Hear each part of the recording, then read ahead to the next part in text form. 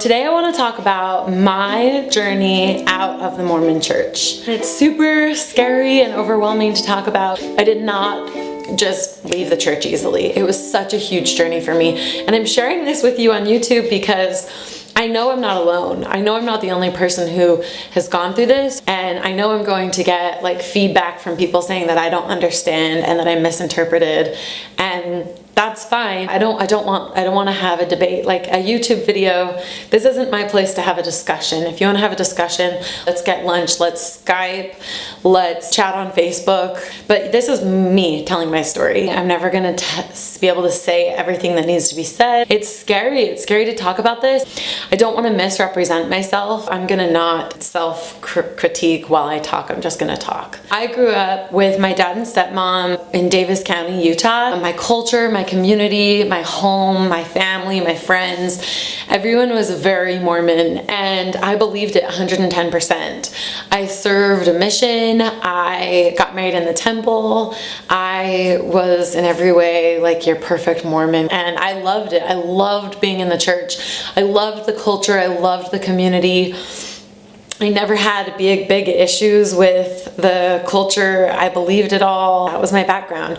Oh, and also my mom is a big factor too, because she's gay. She's been with her partner for 20 years this year. I came home from my mission and got married right away. Shortly after getting married, I started thinking a lot more about polygamy, just because it was very different for me being actually married instead of just like this weird idea that people used to do a long time ago. Polygamy started to be something that it was like, oh, this is like, I'm married, this is my real life. And I realized that polygamy is still practiced in the Mormon church, not just in theory. Even though the Mormon church doesn't practice it legally, they still practice it in doctrine. So men can be sealed to more than one woman. I took a class, an English class, where we had to write a persuasive paper. Jared took the class with me and he wrote it on gay marriage, and he chose to write the paper in support of gay marriage because even though he believed that gay marriage was bad, it was easier in his mind to write a logical argument in support of gay marriage rather than against it.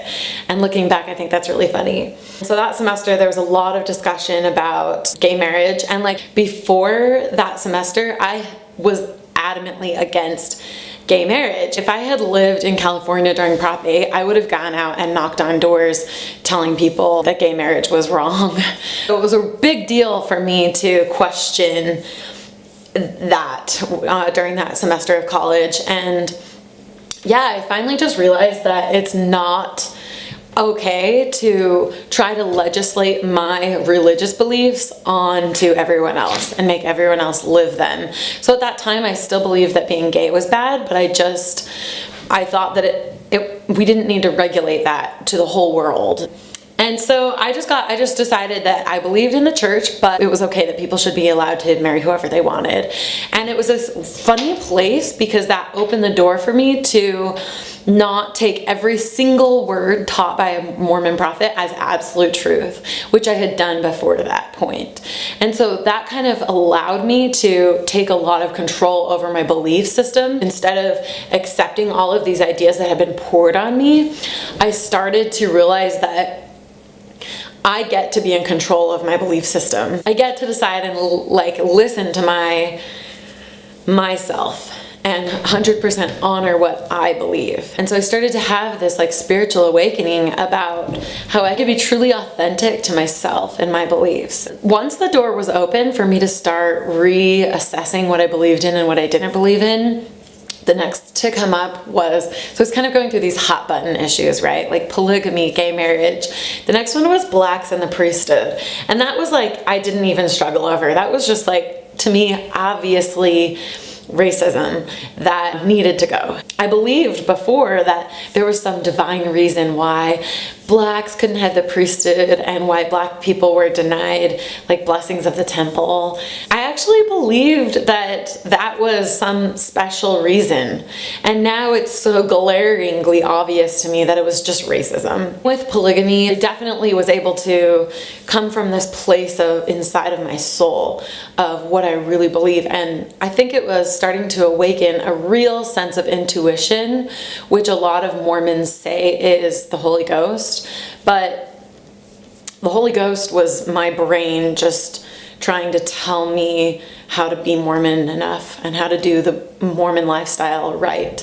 Whereas I started to awaken a real sense of intuition within me, and I started to be able to listen to what my soul believed in. So I did grapple with it, but I knew in my soul that like I didn't believe in the real issue with polygamy, which was misogyny and the oppression of women, and that wasn't okay with me. And obviously that's not just in polygamy in the Mormon Church, that is the Mormon Church. Okay, so then for the first time in my life, I read the words that are in a temple ordinance written down. And that's one of the things, you go through the temple and you can only listen, and you don't never get to read it anywhere except the few parts that are in scriptural passages. But for the most part, you just have to listen. You don't get to read it, you don't get to research it and study it later. You're supposed to just keep going back. I realized that I did not believe in the temple.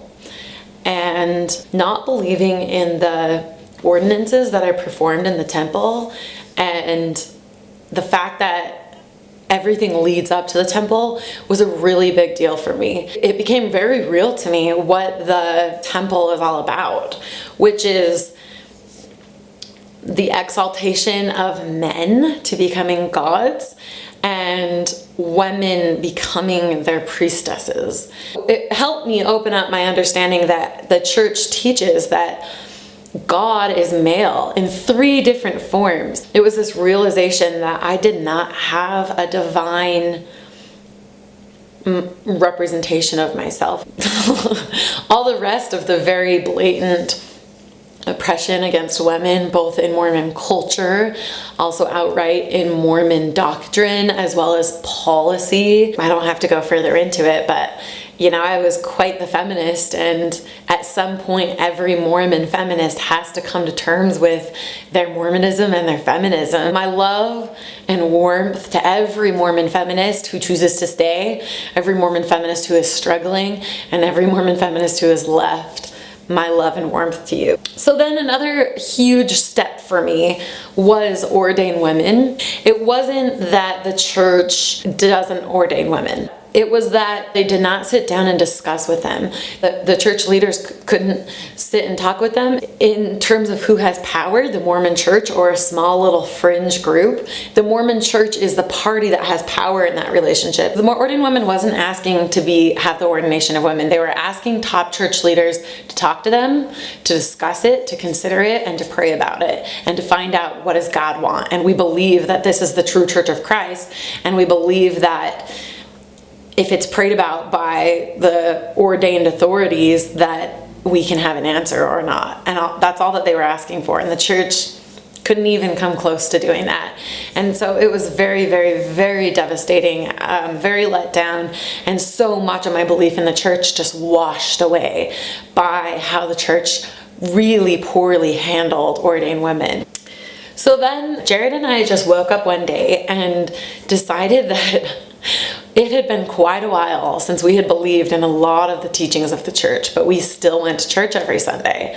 And we just woke up one Sunday and literally decided not to go that day, which I think is funny because I have a lot of friends and family who do believe in the church, but struggle to go to church every week, whereas we were the opposite. We went religiously. We went every single week. We were very active. We had that down pat, and we had to stop ourselves. We had to consciously stop doing the Mormon motions. We had to discuss stopping paying tithing, stopping going to church, taking off our garments. I still remember the day that we went to Target. It was Target that we went and bought underwear. It was very, very, very deliberate for us, all of the steps, because we started out, and I guess I can't speak for Jared.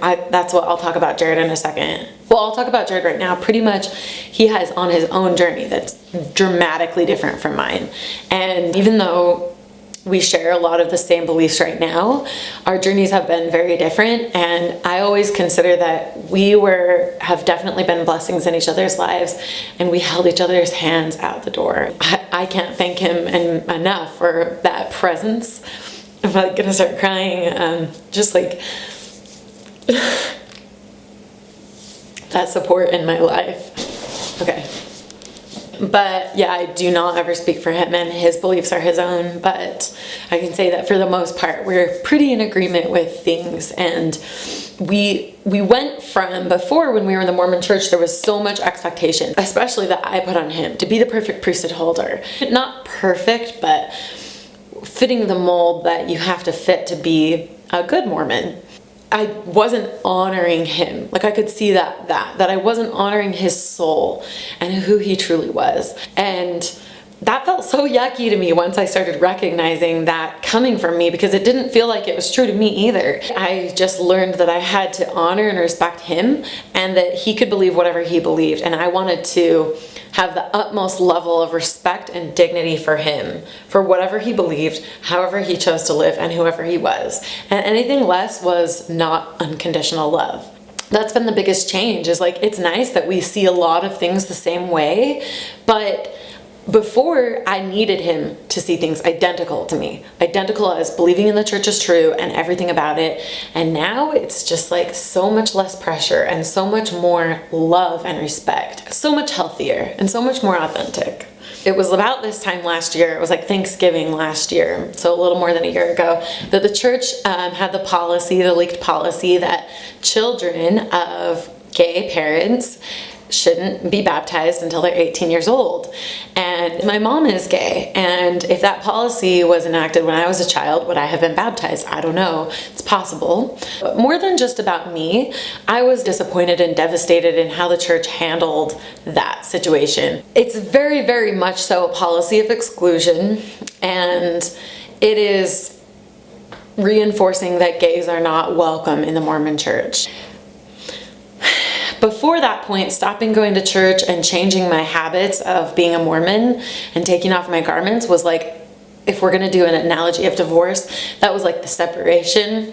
And after the church's policy change, I had it. Like, I was ready for this to be official. So I did resign from the church at that point, and it was wonderful. It was amazing. It was very empowering and exciting, and it felt really good because I am formally and officially, my relationship is over with the church. It's a happy thing, even though it's also sad, and there's a lot of grief to be processed. Overwhelmingly, moving forward, my life is significantly better because the church and I are no longer in a relationship, a religious relationship. So how I'm doing now, constant waves of relief, actually.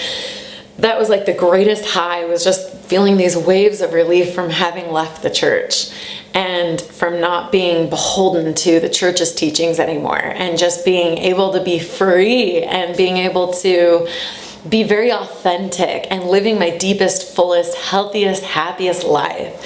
And I never ever could have accessed this joy if I had stayed in the church, because the church dictated who I was and what I believed and how I could live, and now I'm free from that. I want to talk a little bit about the hard part, which is the loss of community. And it's different for everyone. Every person I know who's Mormon in my life, I love them and respect them and really like them. But I can't say that there hasn't been this massive disconnect, and that there hasn't been this massive breaking down of community and a sense of connection, and for me, a sense of belonging. And the church is your home. It's your identity. It's who you are. The Mormon church is more than a church or a religion. It's a culture, it's an ethnicity, it's your community, it's your identity, it's everything. And so even though I am a former Mormon and I've left, it still shaped so much of who I am and is a huge part of me. It's been painful, and I'm still trying to figure out what that means for me going forward, and how do I replace that sense of community, because I do think that religion is valuable in the way that it provides community and helps people have strong social bonds. I miss that. And I loved it. I'm on a journey of figuring that out, and I'm not going to claim like I have that figured out or that I have all the answers. To those who are still in the church, be loving, be kind, be gentle, be understanding. Strive to have a heart-to-heart connection with people who are leaving, and just strive to understand them. I also want to say, be significantly less judgmental. I don't want to convince my friends and family who are still in the church that I'm right, or that the way I see it is right, because it's not a matter of right and wrong the way that the church paints it to be. It's a matter of everyone is on their own journey, and it's beautiful and amazing, and that deserves celebrating.